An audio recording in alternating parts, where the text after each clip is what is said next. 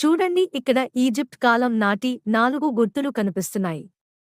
Helicopter, యుద్ధ విమానం, aeroplane, steamer, car గుర్తు, తరువాత సైకిల్ గుర్తు, తర్వాత రోడ్డు రోలర్, కంప్యూటర్, రైలింజన్, యుద్ధ శకటం, సెల్ ఫోన్, వ్యోమగాములు, ప్లేయింగ్ ఆబ్జెక్ట్స్, సైకిల్ మోటార్, ఇంకా అనేకము కొన్ని వేల సంవత్సరాల ముందే మానవులు తయారుచేసి వాడినట్లు కనిపిస్తూ ఉన్నాయి.